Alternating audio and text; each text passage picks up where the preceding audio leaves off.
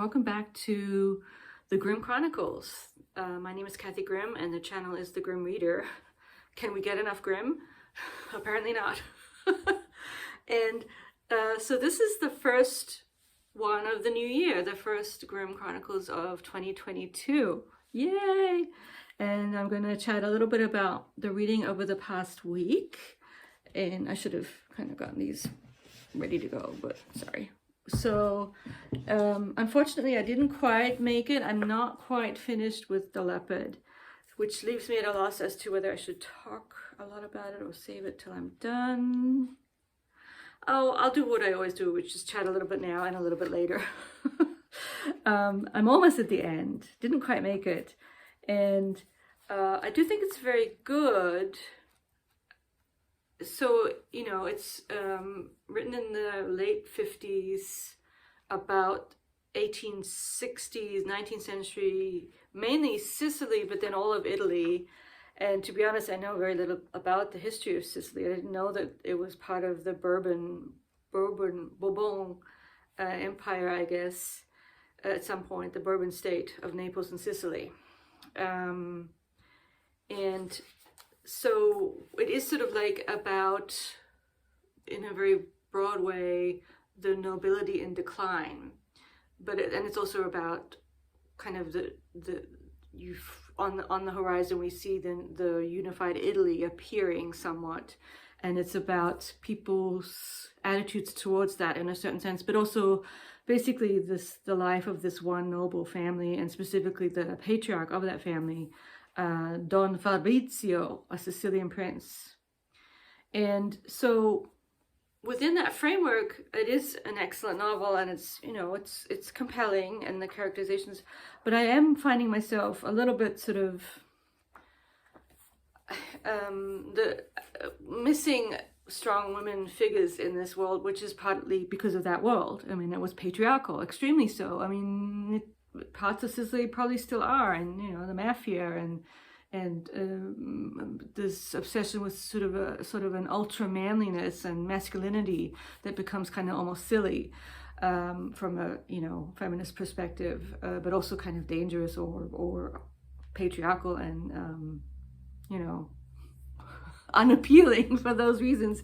And so what we get here is none of the female figures in here are foregrounded, and if they're foregrounded, it's in terms of their sensual appeal to the men or lack thereof, which I just find a little bit sort of hard to take, you know, however much I do appreciate the novel.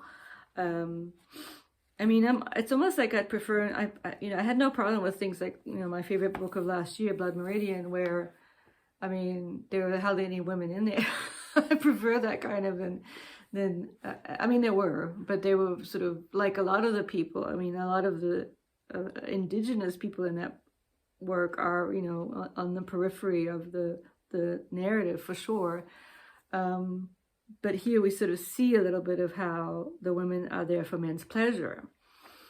And that their currency as female figures is sort of so connected to their beauty, you know, and their ability to kind of cash in on that, which brings me to my next little update in terms of my life. The fact that in a couple of weeks' time we go back to the semester, so where I teach at my institution, and I'll be teaching for the first time in a couple of years in a regular way. I did a sprint version last semester, but that didn't really count. It's different. A fairy tale class, so a gen ed class. You know, what does the Grimm Reader teach? She teaches the fairy tales, and so, but not only Grimm. I mean, it's really more of a European fairy tale class. And so the issue and what's interesting about the class is it's actually very sort of almost, you know, a little bit like you think it's fairy tales, but it's actually ripped from the headlines, or it has a lot to do with patriarchal patterns, and also kind of, yeah, for example, with Snow White, you know, and the mirror and stuff like that, cashing in on the fact that it was understandable that women were so into their appearance because that was what they had. That was their currency, and how you know, that in what ways it's changing, or has it changed, or is it now true for both sexes, and sort of old-fashioned concepts like chivalry. You know, what does it mean to be chivalrous? Is it still something that is desirable even, you know? And it always leads to very interesting discussions that are, even since I've been teaching the class, have changed a little bit. Heteronormativity and all that good stuff. You know, so one thing that does, teaching fairy tales, brings me back into the orbit of noticing references to all kinds of fairy tales and all the stuff I read. And so that's just kind of interesting. So, and because my mind space is kind of going towards other things, that's one of the reasons why I'm not even as a painfully slow reader, I'm even more distracted than usual. So that's probably one of the reasons why this one didn't get finished, but it will. Let's see what else is on the docket. The other thing that's going well, and now I have the book version of it, is Memories of Ice. This, I mean, it's also kind of a chunkster. How long is it? Oh, 925 pages. It looks so little though, because it's a little mass paperback. Very cute how they squish it in there. And actually the font's not too bad considering I'm not used to reading little mini paperbacks like this. So the spine's probably going to get cracked. It's kind of hard to kind of wrangle it the way you want it. And I really only dip into this, but I actually like that I have it as a sort of to follow on, because I'm basically listening to it. It's more an audiobook, but it really does help to see where they're at and listen to it at the same time. And I'm really enjoying this, probably most of all three so far. I don't read a lot of fantasy, but I do, you know, I'm not, you know, I've read Lord of the Rings and some other, I haven't really read anything recently. I don't know how I even got into this. What? I don't even know. But anyway, I probably through BookTube or something. I just started it, and I really enjoy it, and I would recommend it if you're at all interested in fantasy and not kind of, and you don't mind if, so it's as I said, I think last time, the plot is very complex, almost ludicrously so, but it is sort of like fascinating, the labyrinthine aspects of the plot, and he's done a really good job, and he's a really smart and good writer, and the writing is really quite good. I mean, it's not off-putting. That's right, I had started something else that was terrible in comparison, I thought, just the quality of the writing, which is a game changer for me. And, you know, if it means anything to anyone, the fact that I like this, I mean, I would vouch for this for anyone. I mean, it's not going to be everyone's cup of whatever, but that's because you just don't like fantasy, and that's fine too, you know, whatever. But if you are inclined and you haven't, you know, go check out some Malazan stuff. This is Malazan, and it's all over the booktubes too. You know, there's bunches of channels dedicated to Malazan stuff. And so my other two big reads, you know, only Kathy Grimm, the Grimm Reader, would fall behind in reading one page of Finnegan's Wake. But that's because even one page takes you in all kinds of interesting routes. And I'm definitely I'm going to keep at it. Probably even, you know, when I turn the video off, I'll go back to it today. I'm in my book on page 12, which is 10, and today's the 11th. So I'm not too far behind. And I really would recommend, if you kind of have been intimidated by it, I think really reading a page a day with a bunch of other people on Twitter, if only to see what they're saying about it, it's actually really helpful. I mean, it's helping me keep with it. And also, because I am such a slow reader, I don't really shy away from, or I don't mind. To me, it's not sort of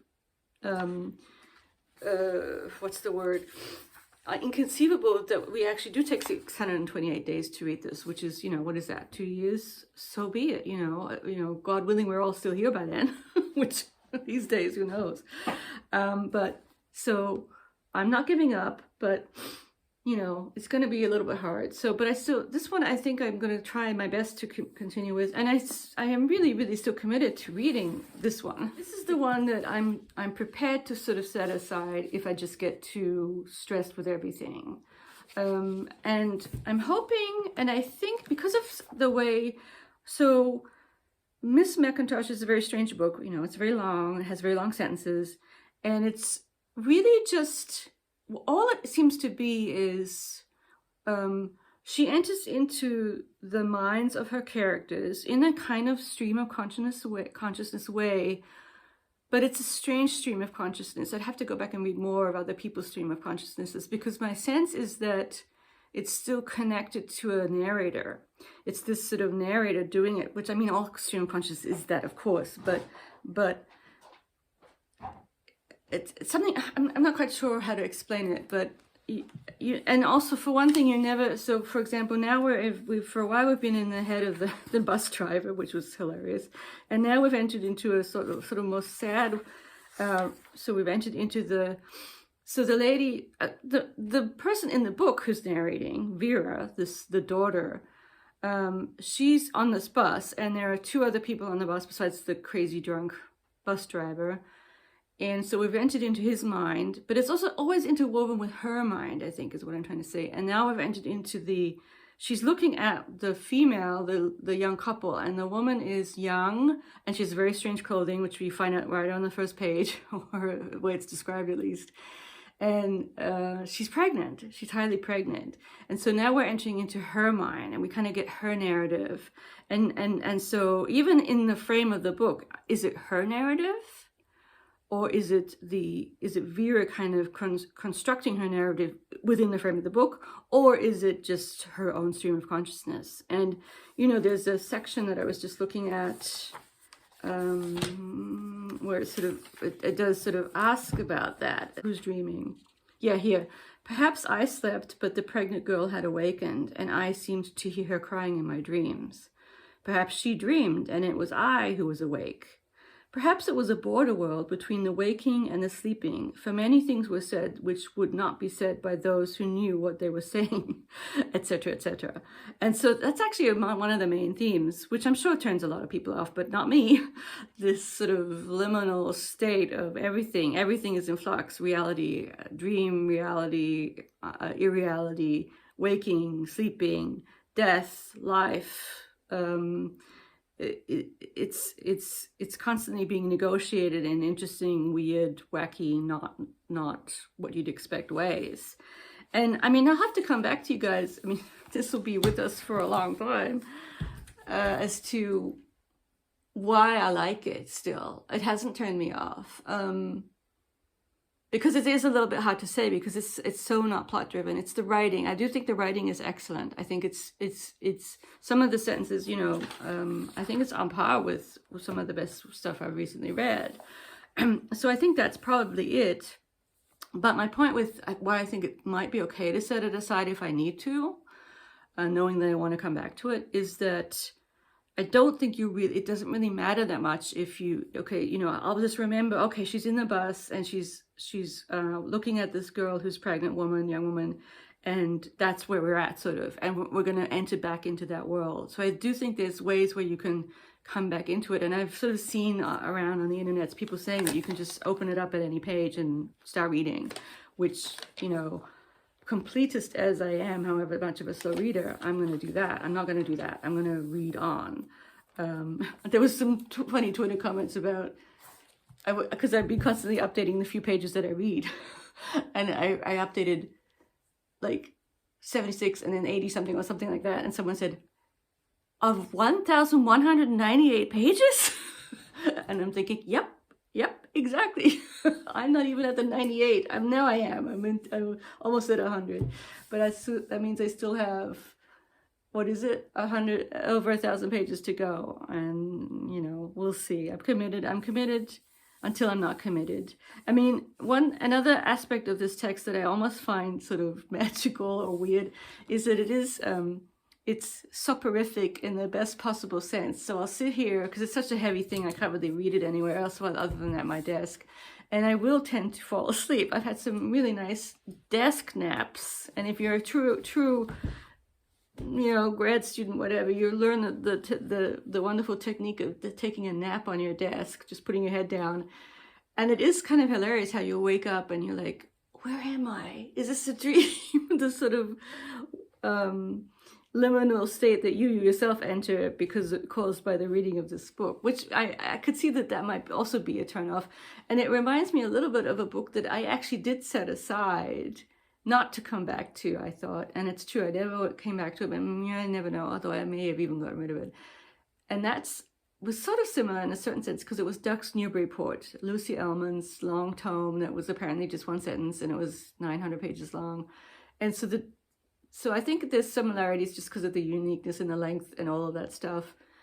But there, what was going on was, first of all, I didn't really like the tick of what was the thing, the little phrase that she always said, I forget what it was. But another thing there was a darkness. I mean, this is not to say that this is light. There's sadness here too, or sort of nostalgic melancholy. But that one kind of made me anxious, because I kind of honed in, or I kind of identified too much with the anxiousness of the narrator, the mother, the female figure at the center of that novel. I was just getting too antsy, and it was not good for my mental health. Whereas this one, I don't, other than putting me to sleep.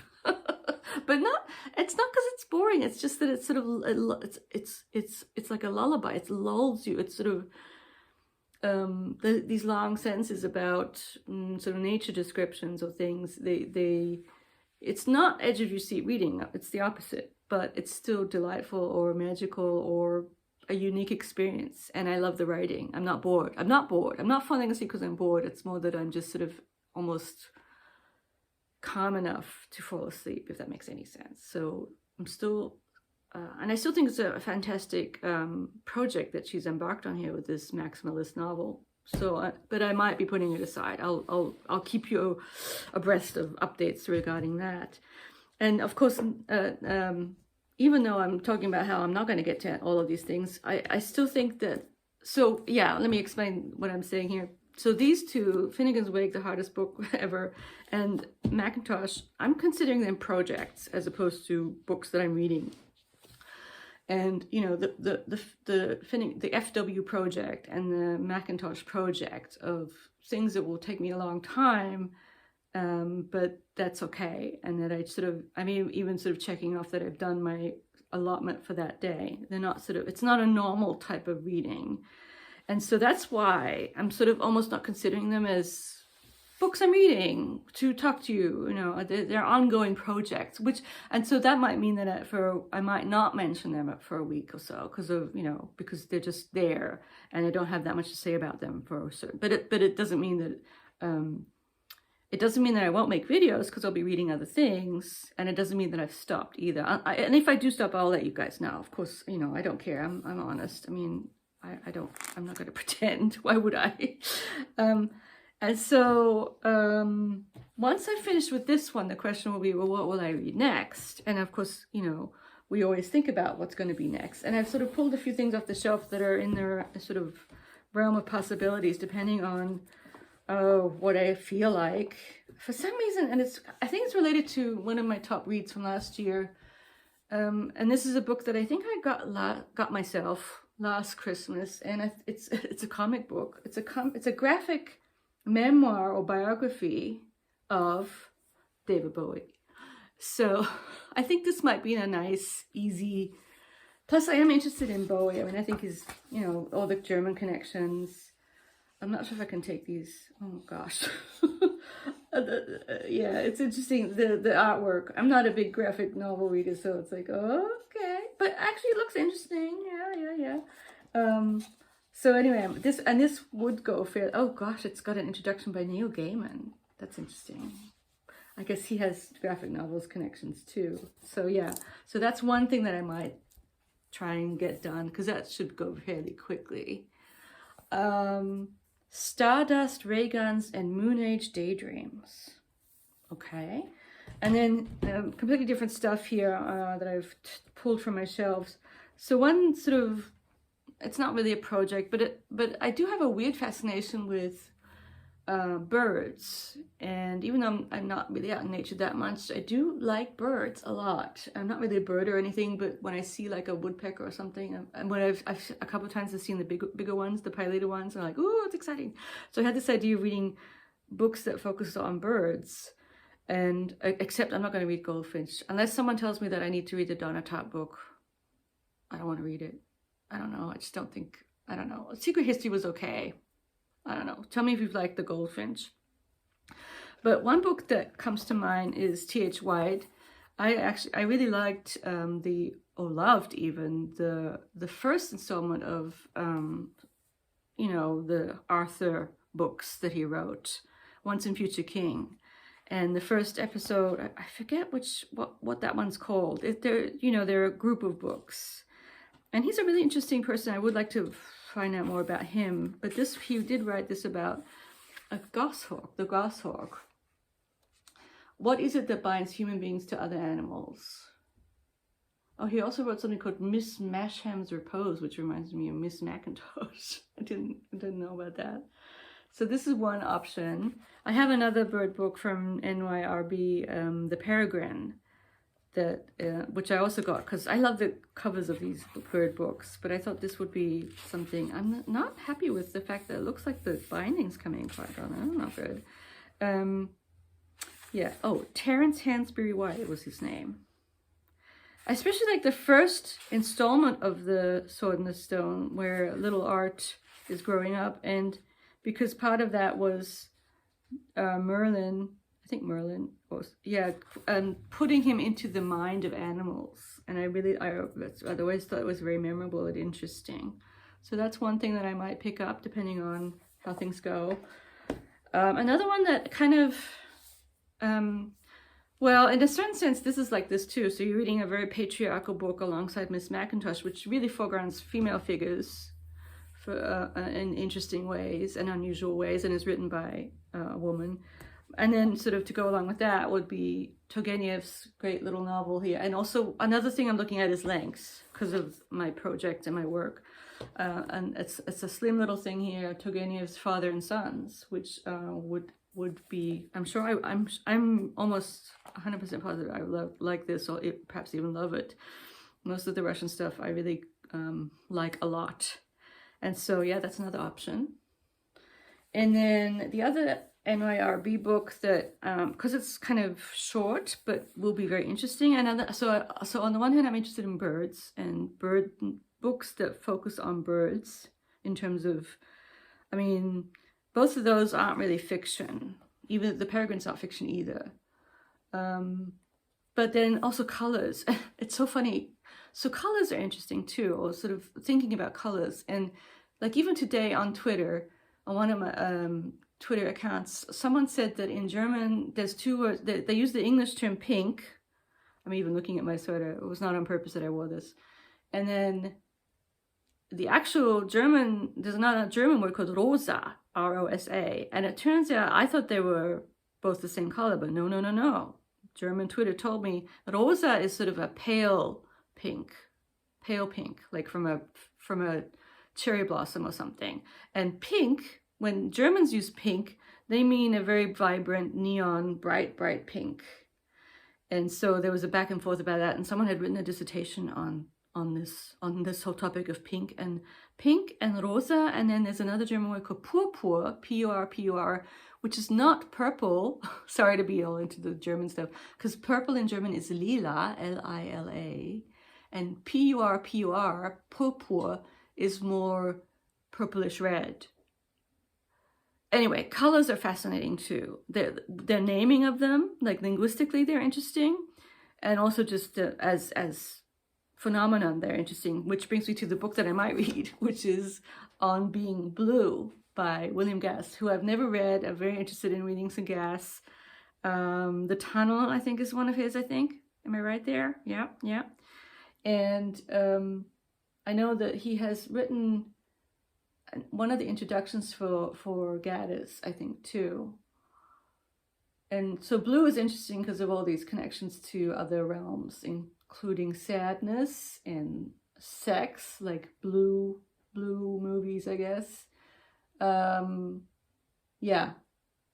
And of course, well, I wonder, he probably doesn't talk about, but being a sort of someone who teaches German, anyone who's interested, who knows other languages, how it's all different. Like in German, if you're blue, do you know what you are if you're blue in German? You're drunk.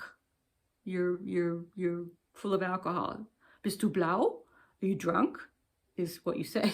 So he may mention that, but and I'm sure other countries have different color associations. So you know, plus this is also very short. That's one of the main things why I picked it up off my shelf as something I might get to. And last but not least is a book that I already started. So maybe, and also it's been a while since I've read anything German all the way through. So I think I might have to go back and finish what I started here, and that is a Thomas Bernhard's small novel. Well, it's actually might even be auto fiction or autobiographical stuff. Wittgenstein's nephew, who I guess I gather he was friends with because they were both in some kind of sanatorium, and it's Bernhard's prose. He's an interesting fellow. I recently read something where he didn't come off that great, but it was connected to another female writer, a very strange female writer, who apparently worked on one big long novel her whole life, which sort of reminds us of you know who. So that's another one that I might actually do this first. I'll see how I feel. So yeah, lots of things on the table to go after the Leopard, and I'm not sure if I'll do a full review. I mean, I'll think about it. I'll think of it if I have more to say about it. It's well written, it's engaging, but there is a sort of sense of it being a man's world, which in a certain sense really wouldn't bother me. I don't know why that's bothering me with this one. Maybe because there are female characters here, but they're on the periphery. I don't know. Maybe it's just because it's so patriarchal, and it's also about the upper classes, and maybe the depictions of the women are kind of annoying, and but it could just be my own. I don't know what's going on. I don't know. So yeah, that's my little check-in for today. Thank you. Hello to new subscribers. Please comment away. My other video has a lot of views. I mean, for me, but no, not much back and forth, which I understand because I mean it is hard for people, you know, who haven't read Miss Macintosh, but yeah, so I could sort of see, and even Finnegan's Wake. It's kind of hard to sort of have a nice little chit chat about Finnegan's Wake in the comments, but whatever. Yeah. You're allowed to talk about anything. And I hope everyone's doing well and staying more or less healthy in these trying times. And yeah, if you have any suggestions or any questions about anything, I mean, I have my little bio there, so you know who I am. And yeah, I'll check in with you. I don't think I'm going to do anything else in the meantime. I mean, there's always a chance that I might do a stationery update, but also not, because I'm getting kind of busy. But anyway, I'll talk to you next week at the very latest. Bye-bye.